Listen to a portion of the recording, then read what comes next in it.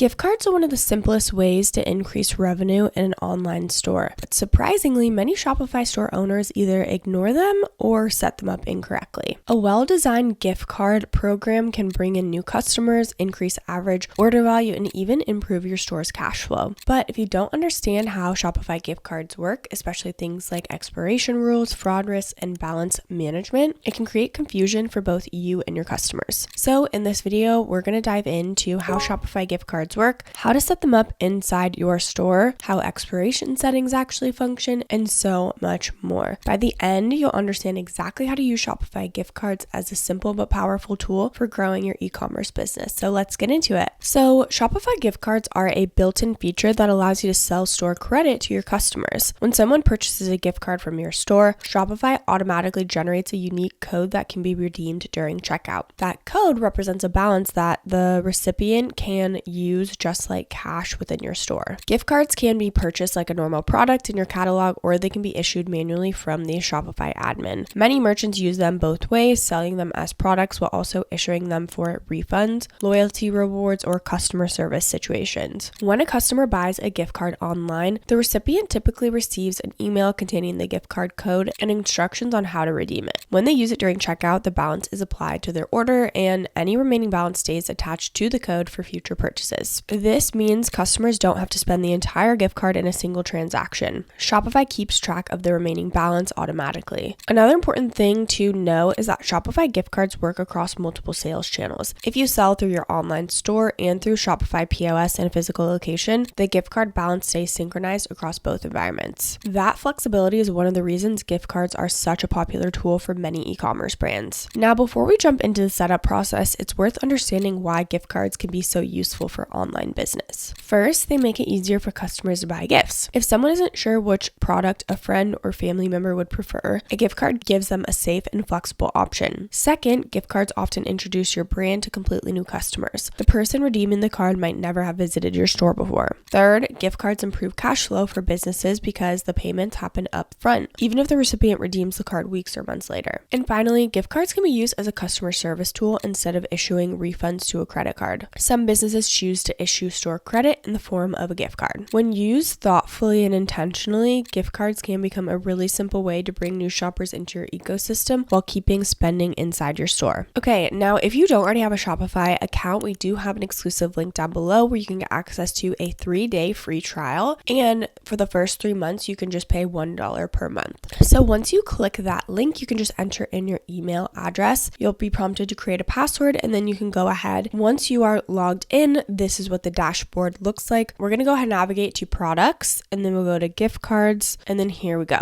So you can go ahead and add a gift card as a product. So what you would do is just gift card. You can add a description. I'm just going to use AI to be quick. Amazing. You can upload an image if you would like, and then you can go ahead and select what you would want it to be. If you want it to be $10, $25, $50, maybe you want to start at $50, $100, $200, maybe something like that. Okay, now you can even see what it would look like on Google right here. You can add it as active, unlisted, accessible by direct link, or as a draft. Okay, and then if you need to do any product organization, you can. So we'll just go ahead and save that. Amazing. Got that set up. Now it's showing up as a product. Okay, now we can go ahead and go back to gift cards. If we want to do a gift card like this, it will automatically generate a code. You can change it if you would like as well. And then you can go ahead and add the actual value. So maybe it's $100 you want to issue. You can go ahead and add it to a specific customer. And then you can do doesn't expire. Maybe it expires in a year. And then if you want to add any notes. Okay,